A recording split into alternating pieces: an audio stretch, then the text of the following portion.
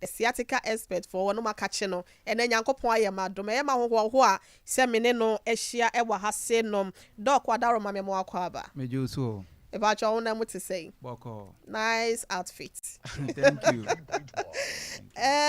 Fiaje wa ko de ohene nya me de acha yem biem na so what to say erade adome ho ye pa yo ye de nya me ase efia nso ne da de wo de ba ene wa hye ebubro kosia ade ebeye ense da wo de na de asenketesi anyina wo ka akire no nti da be pa ho po na esa be di na chibi obe ya ketesi akwa wieye oba akoko plantain chips ebusuafo ye nche ho ene ye de asembi ebeto badwasrede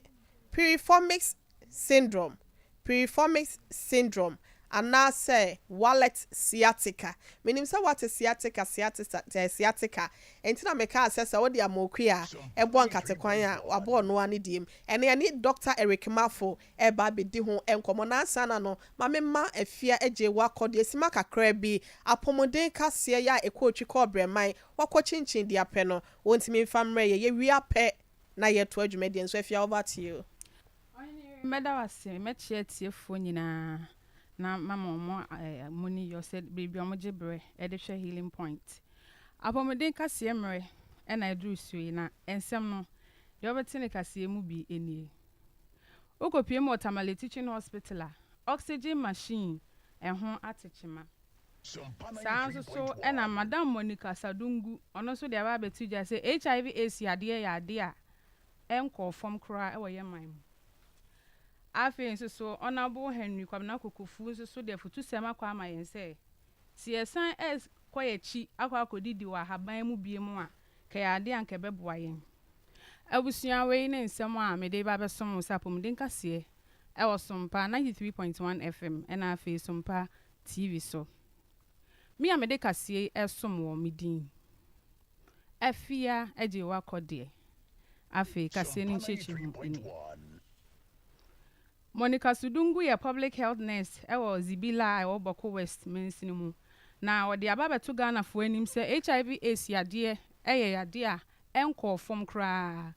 every senanse no ye ntante ho nsem bebre se den ka netete no na obetse se ye ka ho asem e o tape so radio so ye bo ho daro schools ahoduo mu ene de keka ka ho no senanse akofom enti nipa pi na adwene ye o mu se HIV AIDS yade a akofoma enhede ni honom na mmomosi cases ne de still na moda so record bia obo manfo kokose obi amo ne ho ban enfan free HIV AIDS yade we ho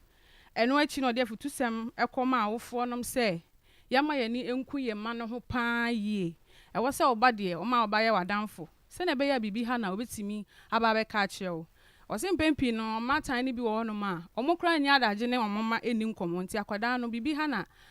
nase na damfo bi ma na futu obi a no wakwa akoye but se wo de oba eben ho na se na damfo bi ma na futu boni bi a efa na ho agudie ho a adam se ono ntem eye kama ni ntobetimi aka akire wo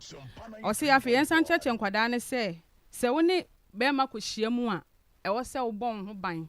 obetimi ayusu condom ahodo se na be ya sa HIV AIDS yade we ebi emfa emesen komu eno ene futu se ma Madam Monica Sadungu a oye public health nurse was Zibila no wo Boko West mensinimu ode ababe tuja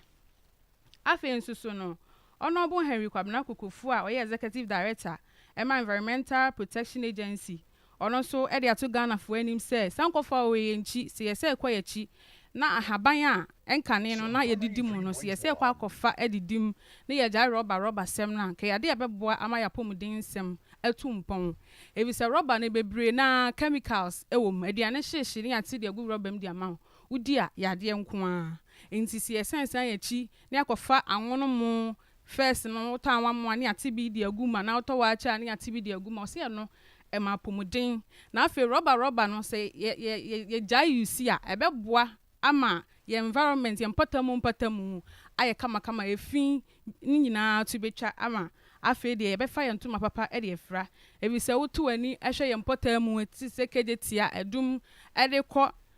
eno a eyade a efin adokoro ho pa eyie nti wo se ye nsansan ye chi na ye nkodidi wo ye haban mu se na be ya pomuden sem ebetimi afa ne ntoma papa e de efra e wo ye man mu Avenso si yɛde ani kɔkyia mu ɛwɔ Tamale Teaching Hospital a ɛmframa obi yade a yɛde si ne so ɛyɛ oxygen no ɔmo machine ne ho atechema ɛno nti mpanyinfo ɔmo hɔ nom ɛde krataa aba abɔnten na krataa no ɔpanyin ne nsa hyɛ aseɛ ɛne Dr. Atiku Adam ɔno ɛna ɛhwɛ akyire sɛ ɔpanyin paa ɛde ama Tamale Teaching Hospital ɛno mu no na wɔkyerɛ mu sɛ ɔmo gu ahoboa so a ɔmo yɛ de ɔbɛtumi bia sɛ na bɛyɛ oxygen machine ɛbɛtumi asa gyina ne nan so bi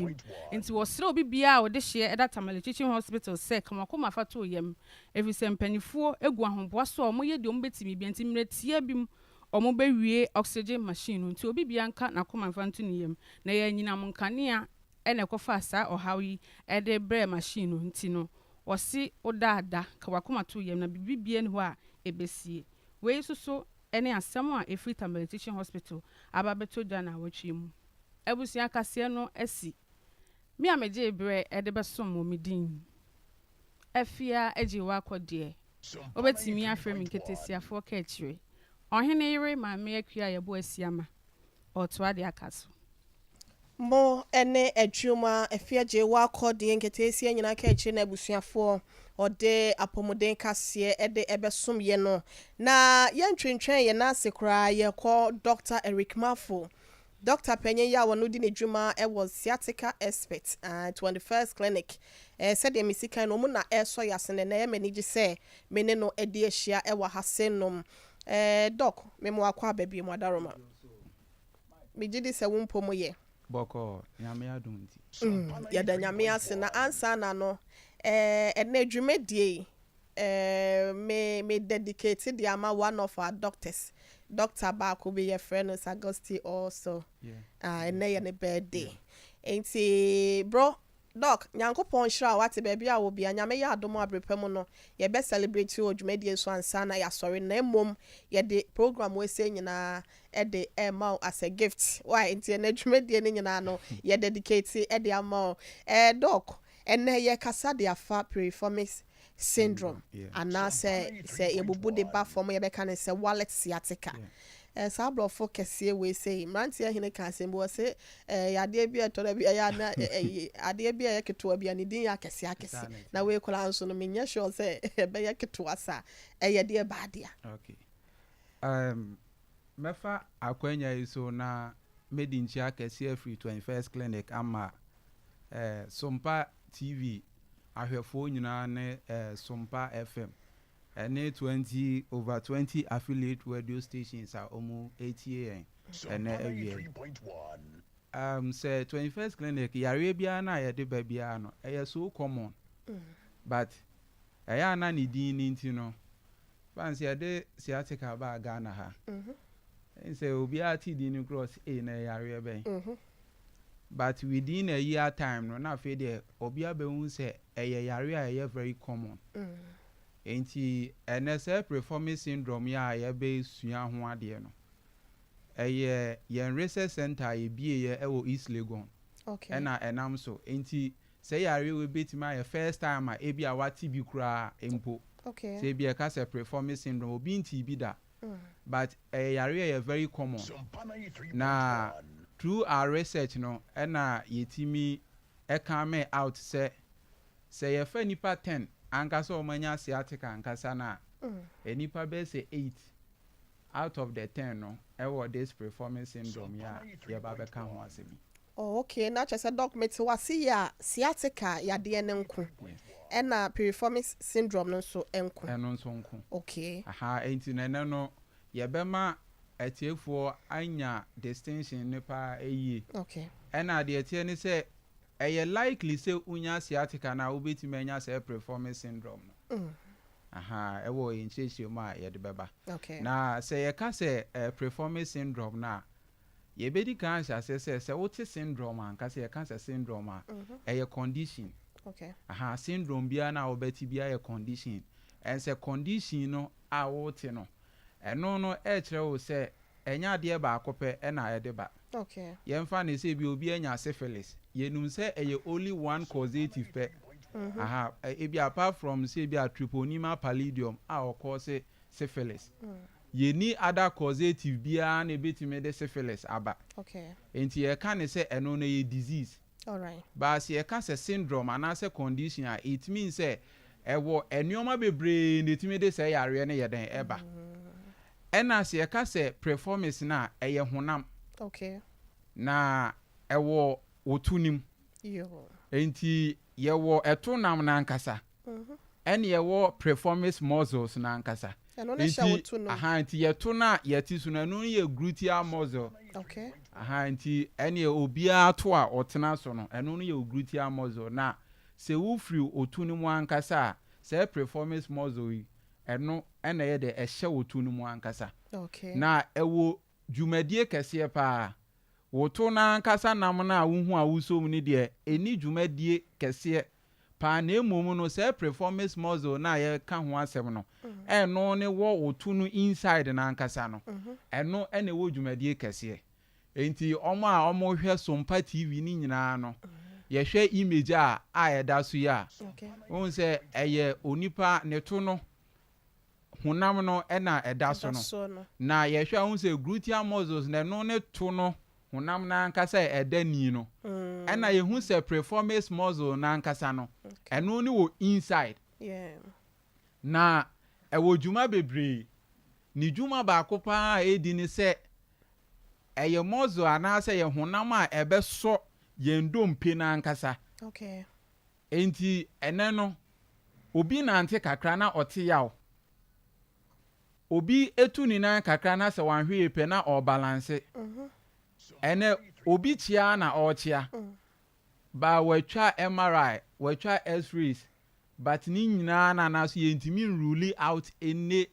possible cause bia twitwa scan ahodo bia so ye hu de ha no ye hu de ha no enti se mozo no ye ka se eso wodompe na nkasa a ewo wo osire ni mu no na eno ni di dwumaso se ubetimi akoa wonan mu se ubetimi atene wonan mu se ubetimi a rotate wonan no anyhow anase ubetimi anante a wonte ya obia na eye se mozo we aye ka ho asem na se honam we na aye ka ho asem no esi eno na wo wotuni mu ankasa dok eno na ebata wodompe na fam wodompe na ankasa eno na fam wodompe no ema etumi we no regulate na ema etumi flex ema no etime yet is ekoba enti se wotene wonam okua wonam a eye se muzzle no na aye ka ho asem no time fa ne sa yet se spring no time aye se eti se chima bi to ho pepepe eno na ye ka se onipa no enya se Pirifomis syndrome no na de enti a ye ka ne se obi a obenya sciatica bia no ne likelihood se obetimi enya se Pirifomis syndrome ne se baby a wo nerves no efa no ewo usisi na chi na ye wo 5 eye enum makomako saa enum ewo usisi na chi efa wo to ase na besi wo na ase ena we no ye wo unifa ne nso no eno nso ye wo 5 ewo ho enti in all no ye fa ne se ye wo 10 ankasa 5 on the other side 5 on the other side na se mozu ya ye ka ho asemi ehwo na se 5 ni nyina ye den ekofa na se mozu no ebo ho ban esan se ye betimi awo pane na se ne ye be ya pane no enko wo se nerve nim eti se ye hwe image na eda soro na ye hu se nerve no eno ne yellow one no ena se Pirifomis muscle no ye ka ho asenti pane na ye wo no se akowo se muscle nim se ne ye be serve as protection na entimi entouch nerve no ntini no se yawo obi pane efri ho no wantimi ananti bio obi okura so ne me kura first pa na obi wo me pane mi nyina me yare ye me wo me be me 20 sim ho no e ma me to ho no ye na me togu me na no so e kira kura nsa na eko enti ni nyina no se ye wo bu ho ma yawo no wabubu ye wo bu on so a yawo ne pane ama ene otogum toguso aha ni nyina no eye wrong side a we no yakwakwo wo se honam no eti obi ho nso ayebe wo no we sometime no na fe do ahase abete ya obi ankasa ye den ewo ne nam ti obi ho no mo se ye wo ne pane bi na after some months anase years no na fe do ahase se ote ya wa ankasa ye den ewo ho eti ye ka se eba se na e the pressure ankasa ma wo nerves no Adema untini no nankasa. aha Irritated when the muscle is too tight or shortened. Ankasa the pressure ebre o nerves no eti no se wo won se ba se na e ma ya wankasa firi wotu ni mu a eba wona ase. Okay. Nti se ye ka se Pirifomis Syndrom na ankasa eye ya wankasa ejina tu nim na esane eba wona mu. Abusiafo madaroma monko Facebook na monko hwehwe mani so ade de ye cheche se be ya obenya nti ase se Sompa TV uni multi TV decoder wo fie na wontimi nhwe live wo Sompa TV eno ane se wuko Facebook ho na wakwa akobo ahyem Sompa 93.1 ana se Sompa TV Ghana ana se 21st Clinc Sciatica Research and Treatment Center so obohyem ayade abetimi ahwe yen wo Facebook wo YouTube no so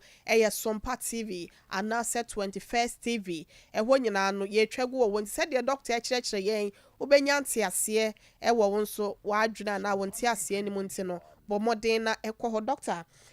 watchra ye se entini na wo yeto ase ho no 5 wo nifa ho benkum so de no entini 5 na sa ye friend is Pirifomis no eno ne honam a ebo sa entini no ho ban enti se ye wo pa na ye wo se ko wo entini nim enti se ye wo se fa entini nim se ye wo pa na un se ye wo ye mfa se blood vessels na ye wo nerves. Okay. Na emoja emfa wo nerves nim emoja fa de enti no nerves no homa enam nipadua nim. Un se ye ka se nerves no we no send impulses and signals. Okay. Enti se ye nkasa mu de ye the nerves ni begina ho no mama wires anase light. Okay. Enti no homa nkasa so ye insisi achi na besi ye na ase. Na de tie ne se pane enya akowo mu pepepe wo bebubu. Okay. Anase se wan bubu a obetimi onan like obeka wom anase obeti ya wan kasa free usisi na chi a besi we no onase. Enti se mozu we no ewo ho no mo se ebebo nerve ne ho ban. Okay. Enti akwakoye se wire fu na wire garden. Se garden ni no no ma wo afu no so expose se aboa bia timi ram at any time. Enti se omo obi a wo hwe video ni bia na so no hu hawa mozu ya nkasa ye ka ho asemi. Ti se se wo betimi anante a ni nyina na ya de a etimi ye den we no eboa. Enti se nerve no ankasa no mozo no ebo ho ban se ne ebe ya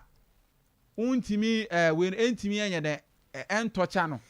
eti se wunyan se eno ni free ho no mpe then nice nerve panie ni nya akowo mpepepe automatically no onipa ne benya problem na chese me hwa entina wose panie ni wom na ben sa homa ba bia ewo no enti se wanyu obi a wo expert na o ye betimi akwakowo say enti se eto na ankasa na yechemu nan yechemu nan okay na we no yawo one side that is the left quadrant outer enti wache eto no mu enan no eto baako ebia wo nan ni fa na na eto no wache mu nan Dr. Eric Mafon na betimi acheche eto mu sama sanity enti no because the ten say all the we no eto no ye chemu 4 quadrant na 3 quadrant na aka bia no sciatic nerve no efa ho enti se wo obi a enti se ye di nkomo sesi a metimi awo pane sesi ya enya duro no ba pane na me dia wo no bebubu sesi a anase wuntimi nante doc na cha se we dia wan hwe ya wono mu a enkwada bremu na wo mu soso ayese poliopania ya wo mama ebubu wo mu anase bi o ya nwo wo mu ntina ye wo se bi o wa pane bia na enkwala bremu ye kwo wo na bia anwo ye ti se de wo kan na betimi aye ne sa. Yes. Enti no obia na oye medical personnel bia num se enye every site bia na ye wo pane. And I even wo to ne krampo na wo pane no eye layers. Okay. Etata so. Enti se o eduro na ekọ no se ekọ mozu mu a na se odi kogu srade mu a oto no be ho. Okay. Eno na bebre na atimi nya abscess na omoto na pai. doctor what be se so be mame aha enti no edro bia na se pane bia na ye layers entata so aha entata so on se utwa honam no ankasa yetimi to srade ankasa ena wutimi to mozo layer ankasa yeah wani yakọ no sanete but edro bia na ya ye bia no ye layers okay family plan ye edro ye wo layer ekọ okay ena enuru ase painkillers ni ada we nyina na wo layers ekọ ebi wo hwa itimi ko first one nko adu wa penetrate to the second layer enti ye wo angles ankasa nti pane na ewo ne tintin nyina 90 degrees okay if you will be ho no ma ye won 45 ebu a 75 ebu ho a 90 it is a draw na ye dey ma won se wo so won 90 na so ko won 75 a obenya problem because I could go different layer it ye wo say ehun na epai na itimi free ho hey abusia say ye wo tina da bia meka sese ya de bia ha wo no for ni chem 21st Clinc we senya Dr. Eric ma for free ho becheche we ya yenim nurse for dodo na owo pane ye kura no na wo ye Zoom meeting wo ne phone so na wo ye video call enti said ye wo sika se pane bia wo sa 90 degrees ebi wo ho so wo 45 and say wo chem mienu pepepe ebi kura wo so wo be 60 obi wo hwa na wo hwe ne phone so kakra no wo hwe oto pane no so kakra eje onim sa wa ye awie wa twe adura wie ntinu ane se 45 kola no wa pe 90 ni nyina agum na se wo bobu wa no no owie ya wo ebi kura me ka sei wo be ko na ya transfer no wa na wa hwe ni dimpo hey na se fo ya sra mo ye ba aya amunya kwan ne adaje hwe wate ma mo woni titu government hospitals na ebinom eya na muni adaje ma ayafo no mo beja ya hwe mesraw ekwoto ho ntwene baabi me ye nkobubu unwu ho 21st Clinc the sciatica expert brepam no ye de baabi omo bia the whole of Ghana ya to ye nkrabata na pitinte no ye de ye kira kwan ebetudwa doc wa chirechire mo why ade papa na wo bie ne mani so de akye na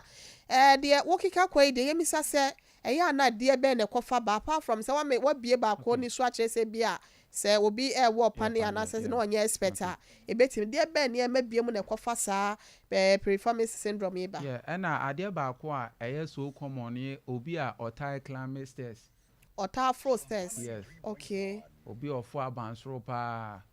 possibility say we bet me anya say yare we ni very high doc na mewu enti the ten say un say image na ye kan say yes say honam no muzzle na ye kan ho asem no un say eno na we no a rotate okay aha enti the more na I say all climbing into ye hwe muzzle na nkasa un say no na eso dompe na nkasa aha ewo so on say na tie no na ye say ya kwa wonan kokomu ho no yes wonan kokomu ho no wonan kokomu aha kase na ewo ho no aha nti eso on say ye mfa say o hip no o sere no aha o hip no besi wuni no tie no ana ebo ama rotate nti I say ofo na wo koba ofo na wo koba iti the more na rotate na pressure ankasa beto so okay iti se pressure ne beto so pe na fe de no so asase e compress o sciatic nerve no mem no aha iti na no so ye ka so ma omotai e climb stairs so ya de a omutimi enya sa de ne pa e na prolonged sitting otna secha aha so bi a otai tna seche enuti na ya na dodo na ya na e ka se ne din foforo nso ye bi a wallet syndrome no okay ya de a hun se na baabi a ya na ye hu se muzzle no pa ye baabi a se mema mfa so omo de omo wallet she omo chi ya de a omo nso tanya pa hun se baabi okobi a na ehye no ho no asan de aye den atena se okay na pressure ankasa air build into obia na otai wallet ehye ne back pocket bia na otena se bia no ebe kakra obenya ya wankasa wo ne tunim okay afi de with some time no na esane ekọ ne nan ase ni mu a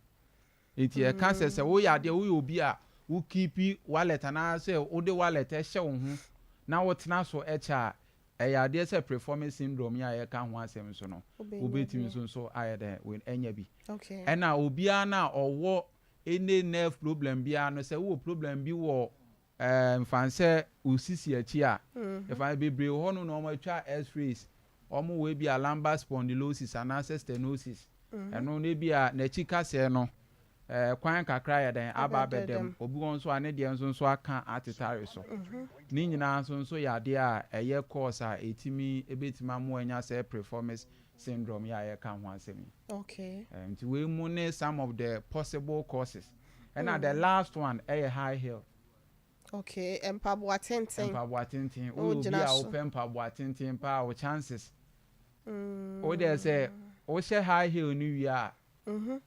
Now so rogu on my ya na o ti say ebi wo ho ma ti say o waste no. Usisi ankasa ya dey o ya. Aha, because basa na the more na say o she high heel na e di o weight ni nyina ekogu anim. Inti basa na unse no so ye honam inti the more na weight ni nyina kogu anim no stretch muscle no too much. Inti afi de be kakra inti say udo be hu say o she high heel no ko ya na wote ya ba say o she low one na unti pain bia. Aha, inti ye kan say omo so a omo tell you so high heel for very long time no e ya de a ebetima ya den amoanya. Okay. And fa ho ne about your age. Okay, so we are architecture and say be a wood penetration. Provided say no ma the available courses here ye kan ho asem no. Say o find wo ho ana say uye bi nko ana o chances say obetimi anya bi ne very high. Okay. Yeah. Yeah, that's na doc me say adwuma no me ye bi aboa wo. Okay. So they are want na true. Yeah, yet na true mo. City ni bi nso wo ho a. E ya na achia balance. Okay. Enti sa wo ye obi na wota ete sa kuro no so ya sa trotro ne tena wota atena sa seat ne so a onze the possibility sa obenya sa because anytime bia na say o complex oto ba ko no sa na onse before no kura seat ne be sa kura no obehwe kura na foam ne kura da so kura na asante e bi okura edua no akasa na da so foam ni nyina ate afiri o enti no eno so ya de a eno so betime de sa course na ba. Okay. We in a bit my course because we say normally no say once and say ain't me my own entry in an aligned position, you know. Aha na shift will call the other way no. Aha there be a watch ya. Into na ya dia and also bit me at the other. Aha ba. Na okay. No. Fa wanu si ansa ba ko sa wa ha se na me sa anhwe se no so betimi o de busa me bi efi wa na be call sentence ni ti ansa na be call sentence ni da so awo courses no so obi wo ho akoko pa etimi tua se bi ne to ano ne tompo ano ho okay enti wo be hu se abribia na obetena ase no na wa tena ne tofa eso eno so betimi de ebia ba na okay enti no wo se si ana ye ka no more of say be a prolonged sitting and now say we posture na nkasa no enti ya de nti say because of koko ninti no in say was an kotena ne 2 mienu so no ontimi entena so and say no the pressure ni nyina begu ba akoso enti the chances say be onipa no kra bo betimi anya no easy crossing onipa amfa so no ne tena say without so ni koko ni very high. Okay. Aha, because ewo ho nti no nu se ontimi ntena mienu nyina so nti aye se efa na na oye de otena na baby otena no so baby a ebeboa no na ho na da bia betena baby aha nti un se basa na eye pressure aha nti no se oto no ode tena ho no na eye a obun se afi de ode tena fa ko na afi de generate pressure ankasa. Okay. Aha ema nerve no aha a generate pressure because the ahoɔden ni nyina akwa the ahoɔden ni nyina akwa baby fa even omo a we no omo ye we obese akasefo pa aha na say omo a omotum ye du no enso so ya de omo nso timi nya sa de we akwasua so mo amechia wai baby a wo bia no healing point ye nyina ye chia dog wonim ma menka secret bi na say ablewati am enka me yanya siatica ne bi sabe ba wo enche a de sere ma menka ne eye madanse ablewati ana mi kunu ba ya che na me ne kohia empem di agro kakra Dog afedi asa me ho ya me no kon kakra asa me nan asa obi bobo na mazipu a chene preko pe no asa me ba wodro na mo de ma me na e yi kola na me ekoye enti sa no sa enema we se ni nyina no se de wo cancer stairs ni ade wo ya ma me ye wa hwe kakra me sane ana ma be fo me fro ana ma me fro so ana ma sa akwa enti se sa ne ma we se no se e bi apart from say me fro stairs ana se me ye bibisa no sex enso ti me de bana okay we know SSX in there normally and shada ni direct link to the muscle but a link to the nerve one so bi wo ho a e maba wa fo no se bia nkete esia fo nyina ka akire e fie je wate ase no mi e bia ono bi wo ho ope se bi empem nhyiamudie no o enema ya no so mo mpe no boko se bia wo krokro no e bia fe na hange no e bia ne nan mu or stretching ne nan no be ma bi stretch o ba na de kogu ne kon ho obi won so ana se de obesia amana chia ne nan enyina kogu fa akon se be ye bia obenya 360 degrees ni nyina no aye na adwumenti no sa ne ma no so entimi ema yinema enti no de na ye ka ne se e bia se onipa no e pagya onan se ye obi o fie bia betima ye this demonstration se oye within 30 seconds to 1 minute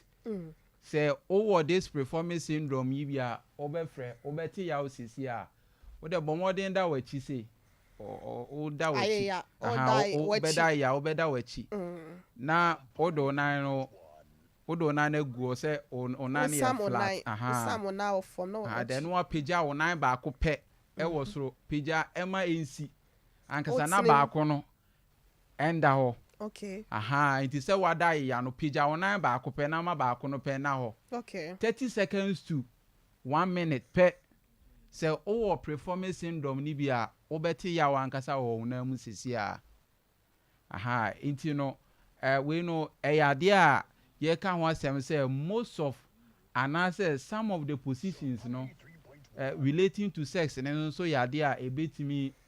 a trigger this pain. Okay. And so when I say who pajama na straight akoso so ana say o de beba fon kakra. Obe pajama akoso ankasa. Esensen wie mu ankasa na ba ko no eda e form. Okay. Within 30 seconds to 1 minute pe. Obe chase ankasa te ya wa ankasa wo nan ni mu ankasa.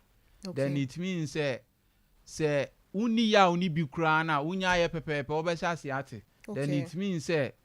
likely will say going forward no betime ya say yare we bi ebusia for no self tester I dey ma obi bia say wo obi o say uni bi o just try say uni sciatica na say Pirifomis Syndrome ni bia na say wo fie na o hwe life na wo tie ye ne a doctor say bomodin a dai ya for wachi da ho na onan no esam ne sa wo wi a pagya onan ba ko ema ne nko wiem 90 degrees we are na ba akono so so na wo na be 30 seconds na hwese wote ya wo a na chese ade ni bi wo me boa yes enti say ote ya because obi o no mo a even ye obi o kra na 30 seconds kra no ontimi or the better form and especially o man kasa o mo yare ni bi o mo te ya wa nkasa e wo free say o mo tunim sane ba o we no mo nan ni mo abesi ase no endu 30 seconds kra o de ne nan ne beto beti ya wom obeti ya wa nkasa pa wo mo de ne nan beto and ebi wo ho no ma say o ye nan na say wa ye ba ko awie na wo de no so ato flat no apija ba ko no ti ebi wo ho ma wutime ti ya wo ba ko na wo nte hwe e wo the other ones ni okay and obi won so obeti ya wo ni mienu nyina mu okay but say yare you in Pirifomis Syndrome and sciatica no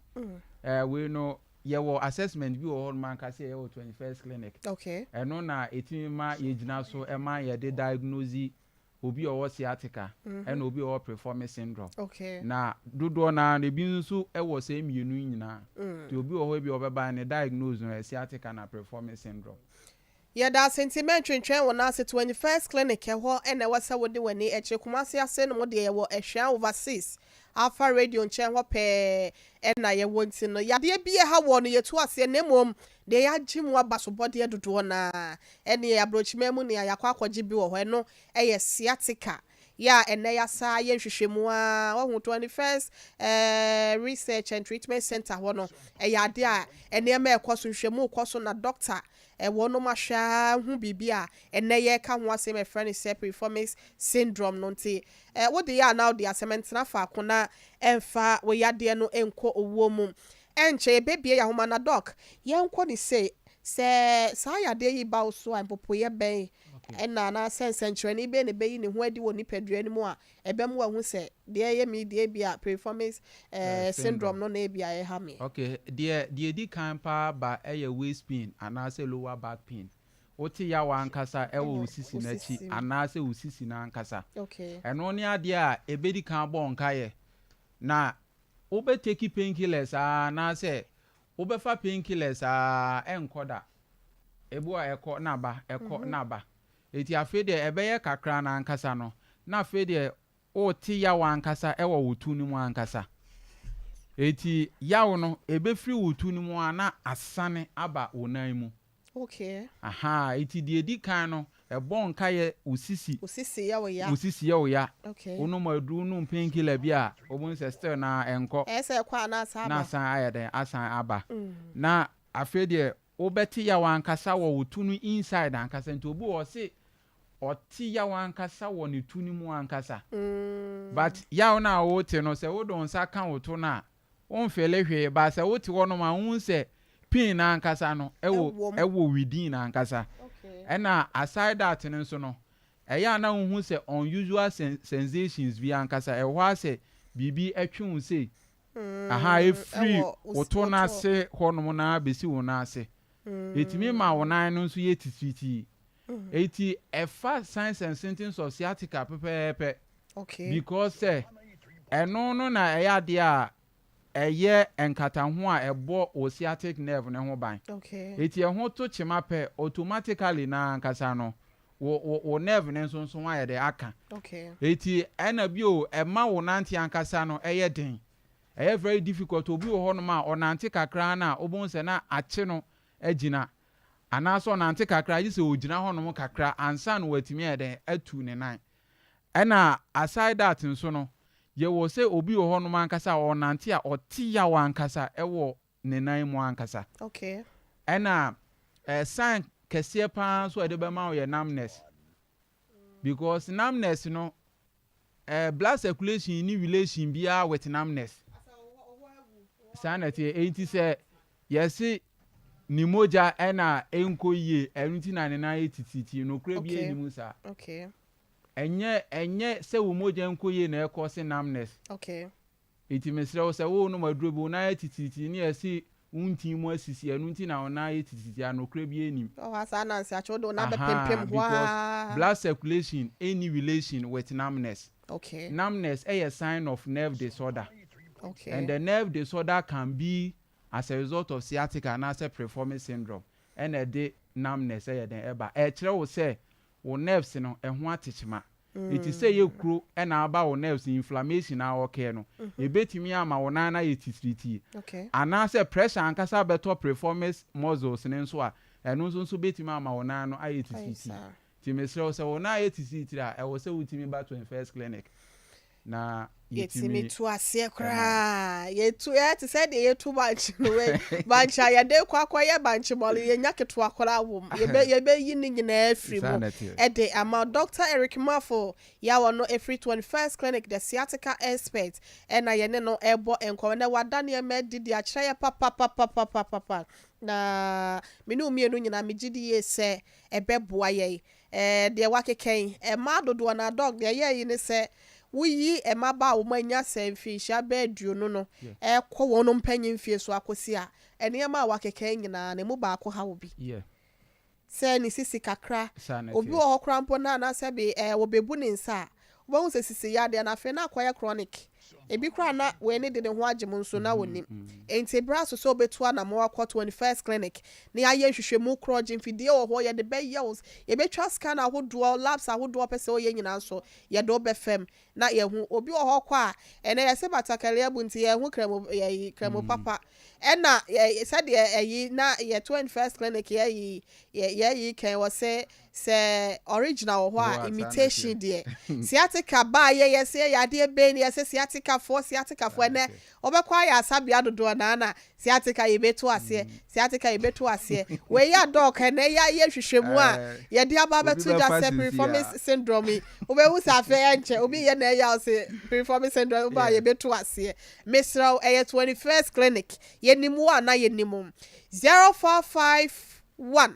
931 ye betwa ye nkoma twetwe ne so ye wododo na bisa doctor nemom ye nkwa ya dofo ne nche ne yemisa wo mobi wo ho bibi ha no sa na doctor etimi ayi ne nyina no e de ama ya bia treatment and as management bi wo ho ye betimi aye e de aboa amasa ya de we se yetimi abo ye ho ba akora ye ho de afri ho a eno so wo de atoa so 0551 931 and a 0548 931 0548 931 emu bia obefre no ye beje wo so 0551 931 hello good afternoon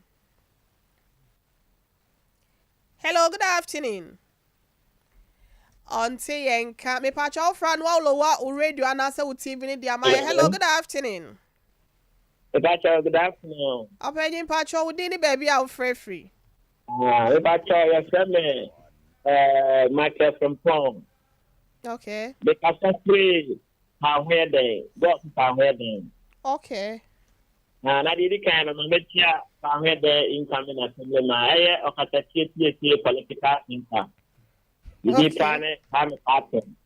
Na enene eda di kanya metie me program lebi. Okay. Na di kind of mind mo answer the answer. Okay. But the journey be do ya mama me estia abebe iti butama say when you say ya me ya man next week we be kind the same program na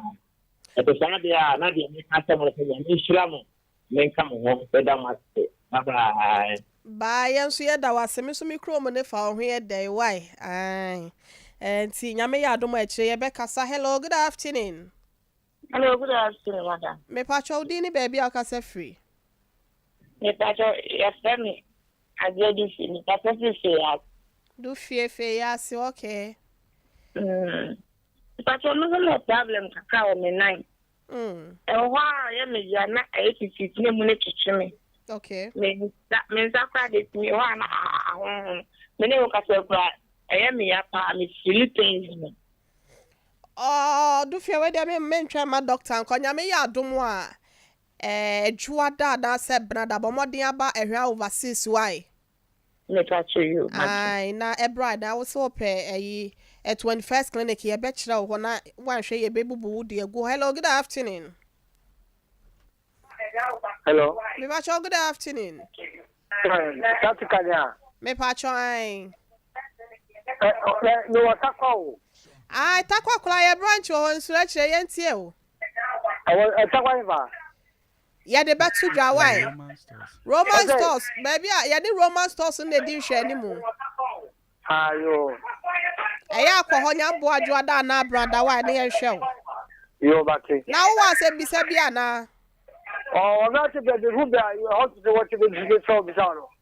okay eya akọ ye be hwe no kwa wo se wutie healing point na wo ba why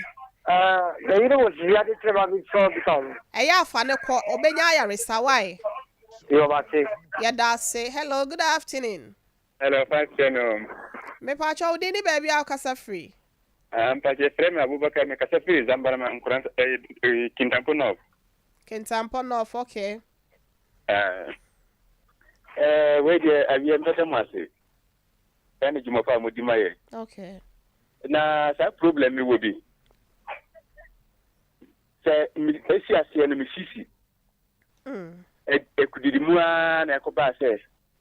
mi nanti nante mu adi kakra na me no ayi titi mintimi ntia so gisi me kana anase me koto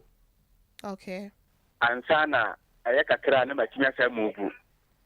okay ntene na sa no stay na be no ai o kentampo idea obetimi akonkranza na setachimai na ye the doctor be sorry o the number ne beto dwenti no obetimi nso afre no why no abomodin afre no why Mati. auntie ye da se papa ye hello good afternoon. Hello, good afternoon. Me pa chow di ni baby out free. Yes, I'm a year with me free tafo. Okay. Now, me pa chow, me unche, o customer me to ka se kuku. Aha. Kuku. Me unche biwo me to, I say, bo no, I say me shed e wo me to. Okay. Da. Aha. Also waterfall. Fine. Me pa chow bo modiana juada. Call 25 here overseas wo dey free work kokra so unim ho Me who call overseas na yi filling station no e me to aso no there be nya ho na filling station no there ampa me so doctor said the number beto dwenti wo dey ya afre no kwa wa obehwe kama why okay sika no kro beti so kakra ma wa afre odwumade yesu nti abusiafo yemfa ofrefo wo twato na yenkɔ doctor nkyɛn na wonyi ba ko mienu na no maye na de ohɔ ne yemfa nto aso hello good afternoon. Hello, good afternoon. Me pa chow di ni baby out free. Me pa chow he friend me pa chow me ka se si Do mo fidi any ma me why Mr. Why? Me pa chow he friend Jenny. Okay. Me pa chow me ka se si be mai. Bre ma me pa chow yo. Me person me we say doctor say so we will be a wo jetu ma e wo so. Utimi sunya say ni bia because me say me stre me pa. It's not because me say no sitimi ma sa de le bana. Mate obeyi wa no why? Ye dam wase abusiafo ye bra ne de aka ne nti yenkɔ doctor Eric Mafo ho doctor panyin ya wo free 21st Clinc ne ne twetwe nkomo nkyɛn na de aba no ontimi emfa emma yen maami du fi ose ne nan ne nsa ne ade ono kra de ka sɛ ya wonye but obeye na de o free brema yemfa ne de no ose jepim ne nan ahono sa nan jepim ni bi nan no ano so etimi masa Pirifomis Syndrom ni bi eba na ya na ne simu ne sisi ye ne ya okay se eno na nkasa no ewo ho no ma eno ni itimi nko se Pirifomis Syndrom no okay ba je se ebia na Pirifomis Syndrom na setting in okay ana elephantiasis ne nso ya dan ewo ho okay ba elephantiasis ni intimi enko se Pirifomis Syndrom no okay anti de yan se o nya pin bia e o so timi ba na yetimi we no eye assessment ya den ema no okay doc wadaroma fa wo number no etu dwama me ansa na ya to aso na e bia wo mutie obi wo ho na otike mo kura wo si form na yenko enti mpacho me number ni 0540 311 311 311 311 0540 0540 311 311 311 311 0540 311 311 enti mo ana mo bisa ni nyina Mr. Doctor number no de wo friend na ya de a obeje wo so ana say wo friend 0540 9429 Debbie Fred Doctor de no Fred Doctor de na odi to Doctor Yensi eno so biem 0540 0540 311 311 311 311 0540 311 311 kame the number be council yemfa eno na no e na ebetimi abo no na phone ti no na an confuse obi 0540 311 311 ebusiafo yebra na ya so na doc treatment no say na ye nim say ni na akɔwie 21st Clinc na management yemfa no kakra bi enso so my tie for say treatment ni de we ye den about 21st Clinc sa pepepe say opa ho to say sciatica na say Pirifomis Syndrome dia ya ne yakofa asiatic aba ene ya ne asa ankofa Pirifomis Syndrome aba Ghana ha. Okay. This is the first time maybe what TB or fidie so. Enti said ne ayaka ho asem bia no se woni padua ni mu a e wo se wutimi beda 21st Clinic. Okay. Na okwan we ne yefa so a ye de esa se yare we. Okay. Say ye be ma nerve medication. Okay. And ye painkillers asem. There be. Because ye ma painkillers ain't solve the problem. And we have best machine treatment and kasa amount. Okay. Said ye bit me relax muscles no. Okay. Then na before that no ye be kan ye self test no. I bit me dey prove say whether say a sciatica na say Pirifomis Syndrome. Okay. Aha anti we need treatment line ye de egu akwan mu obi o sciatica na so obi o Pirifomis Syndrome no. Yetimi edehwe no ema ne ho etimi eto no. Aha enti no these are treatment guidelines. Bomodian na tu anamo na bra na yentimi nso nya den enhwe. Bomodie to na mobra na yentimi enshell 21st Clinic the sciatica expert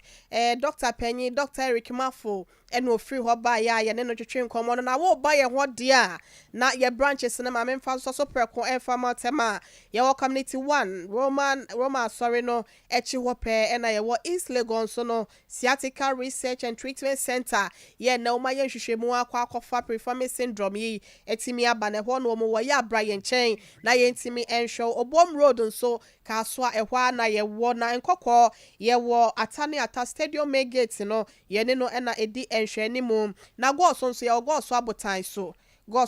so ye ne Success FM no na edi enhwe ni mu Kumasi ade ehwa overseas Alpha Radio nchen ho pe na wo behu ye wenchi nso Kremo stores no dan ni mu ana ne when Kremo stores dan no echie Kremo stores dan echi na ye wo na sunyane nso no ye free kotokrom ye call sunyane baby regional hospital no wo no first gate wa ye ne no na di enhwe no baby a ATM no esie no sanso na brekum Chris FM ye ne no na eben ehun techima so agenkwa FM enso enchen ho pe na ye water crowd efie kuma number 9 taxi station lodi ekosnet ne ho na ye wo Enkranzan so Presby Bank no ho na wo behu yen afe na watwemi enu bia so no Seko police station ekire ho pe wo ba ye behwew asawo yade kofodua old green baby asoja for canteen wo no ho na 21st Clinic enso ye wo na eye Enkran St Johnson so wo behu ye sehwi debiso sehwi dwabo so nyina ya to ya kachina sheta wo ho na takwa nso no ye ne Roman stores Mr. Obi ana ose wo takwa no takwa ye ne Roman stores no na edi enhwe ni mu wa na say o working tampo examiner ma ho no nso no wadaroma obetimi kentampo ne tachima de ekwan enwa sunwa ne kwan so agenkwa FM baby e wona ana se baby a far service for no one de udru ho a ehwa na 21st Clinic yakache na ewo ye numbers no na eguso no obetimi afre ye biem de si 0540 311 311 0540 311 311 baby a wo bia na ye krado se ye behwew na ye tu ya de ase de ma doctor ye ko wo kasa etwa to kra na ye sorry. Okay. There made me aka kakra ne se onipa bia no oye de wudi enti no e wo se wutimi ehwe waduane de mu ye na wutimi nso hwe wanamo mu ye. Okay. The fact is say yentimi nya adwuma ye emra onyankopɔ ama ye nkwan de wo se ye adwuma na edidi sa pepe ba de ye kan wasem se won tena ho ani wunjina ho no e wo se wutimi regulate ni ye watena se entena faako se wotena faako cha e wo se wutimi esori kakra. Okay. Na pressure amba be da wo muscles ne so e na se ugina ho nso chenso a e wo so wutimi tena se kakra. Okay. Send e be ya at the end of the day entimi nkofa se yare we nya den embryo. Yeda se Dr. Eric Mafo na yete ne nka no yebeda na se papa pa na wa maye wa maye enya nimdie e de afa Pirifomis Syndrome ho ya brekro na ite se sciatica nua ne sa yeda na se papa pa ye na ye kwo enemeka se ye program ni nyina no ye dedicate e de ma one of our doctors ye friend no Dr. Yakubu obetimi afre no so Gasti baby. So Gasti baby wo no and doctor penny ewo yes session debi so dog happy birthday to Nyankopon hira opa wate umudie ya wo kra ya wo de bo adwumaden ewo 21st Clinc asa yade ewo ho no Nyankopon enhwe so na wonfa ehu enhira enomo omo nyicha ahoden ene apomuden ewo mo happy birthday to you Dr. Blessed Foster say nani so de wo ye edema adwumako ni nyina enti no tara one media ye nyina ye kasemo ene yo ye ma otiri nkwa Nyankopon enfa mfra domu enko adom no mo nimdi adwuma no ubetimi ede ahyemo kena happy birthday to you so Gasti baby Nyankopon enhira afen so SOS Children's Village Asokore Mampong wonom enso edi wonom enfinhia aduosia birthday no happy birthday okay yo way from Obed ekọ ede ama kwakupoku Obed ekọ de ama kwakupoku ntin happy birthday to you Nyankopon enhira papa ye Ebusiafo ye sorry dwumedie no so oh Dr. Mafo ye Dr. Mafo ne papa ayo Mr. Kingsley Mafo ene eye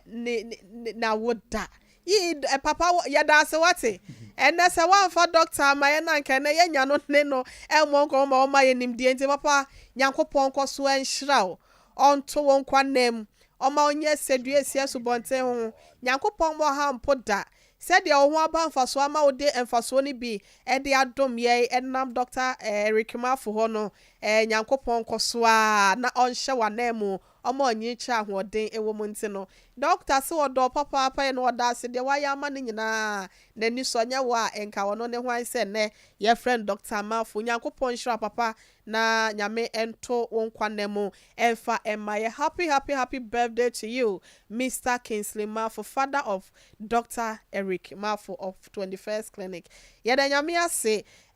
school fees ono chief producer at the Healing Point Jumedie sanso